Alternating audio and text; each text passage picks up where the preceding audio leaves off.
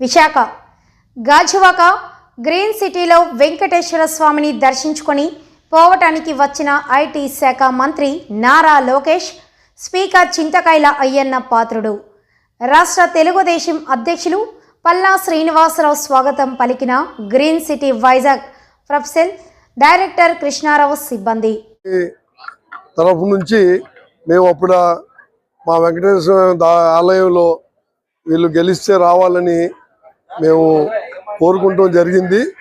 దానికి అనుగుణంగా ఇవాళ ఈ ఏరియాలో మన పల్లా శ్రీనివాస్ గారు, ఆయన భరత్ గారు, మన అయ్యన్న పాత్రుడు గారు మరియు కూటమి ప్రభుత్వంలో ఉన్న వాళ్ళు మొత్తం అందరూ కూడా ఇవాళ మా ఆలయం సందర్శించి ఈ దేవుడి అనుగ్రహం పొంది వాళ్ళు విశాఖపట్నం స్టీల్ ప్లాంట్ అనే పెద్ద స్టీల్ ప్లాంట్ కూడా వాళ్ళు దైవ అనుగ్రహం కలిగించి దానికి ఇచ్చిన ఏదైతే ఫండ్ ఉందో ఇంకా ఈ ఏరియాలని విశాఖపట్నం అభివృద్ధి పదంలో తీసుకెళ్ళటానికి మేము వైజాగ్ ప్రొఫైల్స్ గ్రూప్ నుంచి కూడా మాకు కూడా మా గ్రోత్ ప్లాన్స్ లో మా స్టీల్ ఎక్స్చేంజ్ ఇండియాలో మేము 1 మిలియన్ టన్ స్టీల్ ప్లాంట్ కి ముందుకెళ్తున్నాము.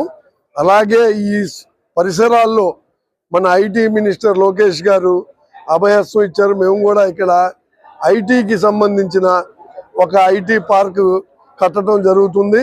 ఇక్కడ సైబర్ సెక్యూరిటీను, సైబర్ ఆర్టిఫిషియల్ ఇంటెలిజెన్స్ కి ఎక్సలెన్స్ సెంటర్ ఆఫ్ ఎక్సలెన్స్ మేము క్రియేట్ చేస్తున్నాం.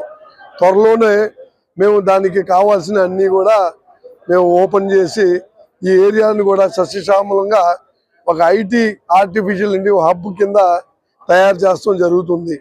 ఇవాళ వచ్చిన ప్రెస్ సోదరులందరికీ మిగతా మరియు వచ్చిన పార్టీ వాళ్ళందరికీ కూడా మా తరఫు నుంచి ధన్యవాదాలు. ఒక్కొక్క వ్యక్తికి ఒక్కొక్క ఆలోచన ఉంటుంది, ఒక్కొక్క స్ట్రాటజీ ఉంటుంది. అతని స్ట్రాటజీ ఏదో నాకు తెలియదు. మరి ఏ స్ట్రాటజీ ప్రకారంగా రాజీనామా ఇచ్చాడో నాకు తెలియదు, మీకు ఏం తెలుసు నాకు తెలియదు. అంటే అతని మనసులో ఏమవుతుందో నాకు ఏం తెలుస్తుంది. అంటే దాని మీద కామెంట్ చేయడం కూడా అనవసరం. అంటే కాకినాడ పోర్టులో జరిగిన అవినీతి పెద్ద కుంభకోణం పరంగా ఆయన పేరు ప్రస్తావన రావడం, ఆయన సంబంధాలు ఉండడం, దానివల్ల ఈ రాజీనామా చేస్తే కొద్దిగా ఆయన తప్పుకోవడానికి ఛాన్స్ ఉంటుంది. అది కాకినాడ పోర్టులో ఏం జరిగిందో మనకు తెలియదు కదా, మీకు తెలియదు, నాకు తెలీదు. అది పోలీస్ స్టేషన్లో గవర్నమెంట్ ఇన్వెస్టిగేషన్లో ఉంది. ఇన్వెస్టిగేషన్ తేలకుండా నేను ఎలా కామెంట్ చేస్తాను? అందులో స్పీకర్ హోదాలో ఉండి అసలు కామెంట్ చేయకూడదు నేను పొలిటికల్గా. అది మీకు తెలుసు.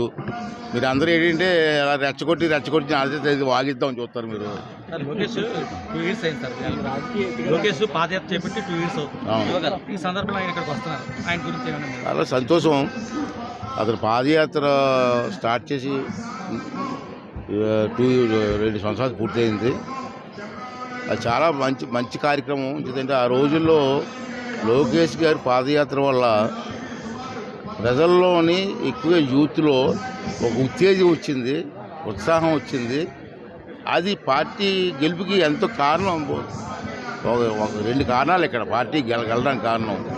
ఒకటి చంద్రబాబు నాయుడు గారు, పవన్ కళ్యాణ్ గారు, బీజేపీ అందరం కలిసి కూటమిగా పనిచేయడం ఒక కారణం అయితే, 2 లోకేష్ గారి పాదయాత్ర యువతలోని లేడీస్లోని అందరిలో కూడా ఉత్తేజం వచ్చి సుదీర్ఘ పాదయాత్ర చేసి ప్రజల్లో చైతన్యం తీసుకొచ్చి ఈ రాష్ట్ర భవిష్యత్తుని కాపాడడం కోసం అతను చేసిన ప్రయత్నం అది.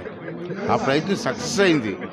ఎందుకు సక్సెస్ అయిందంటే ప్రజలందరూ కూడా ఆశీర్వదించారు, సహకరించారు. ఆ కార్యక్రమం సక్సెస్ అయింది. ఇవన్నీ ఫలితాలు, కూటమి ఫలితం, లోకేష్ గారి సహకారం అన్నీ కలుపుకోవడం వల్ల ఇవాళ మన కూటమి ప్రభుత్వం వచ్చింది. కూటమి ప్రభుత్వం వచ్చిన తర్వాత రాష్ట్రానికి ఒక రిలీఫ్ వచ్చింది. ఇవాళ బీజేపీతో పొత్తులేటని ఆ రోజు చాలామంది మాట్లాడారు.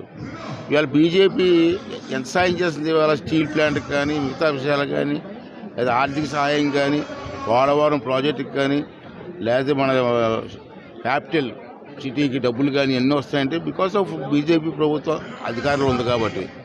అలాగే కూటమి ప్రభుత్వం కూడా ఉంది కాబట్టి ఇవాళ అందరం కలిసి సమీక్షంగా అందరూ ఒక ఆలోచన ముందుకెళ్తున్నాం. ఈ నష్టపోయిన రాష్ట్రాన్ని 5 సంవత్సరాల రాష్ట్రం ఎంత నష్టపోతే మీ అందరికీ తెలిసిందే. నేను కామెంట్ చేయాల్సిన లేదు. ఈ నష్టపోయిన రాష్ట్రాన్ని మళ్ళీ కాపాడుకొని పూర్వ వైభవం తీసుకురావడం కోసం మనం ప్రయత్నం చేస్తున్నాం. దానికి లోకేష్ గారి పాదయాత్ర నుండి కూటమి ప్రభుత్వం అందరూ కలిసి అందరూ సహకారంతో ప్రజల సహకారంతో ఆ భగవంతుడితో ఆశీస్సుతోటి వెళ్ళడం జరిగింది. అంచేత మీ అందరం కూడా అధికారం వచ్చిందని కాదు, ఒళ్ళు దగ్గర పెట్టుకొని పనిచేసి ఈ రాష్ట్ర భవిష్యత్తు కాపాడాల్సిన బాధ్యత ఈరోజు మా మీద ఉంది.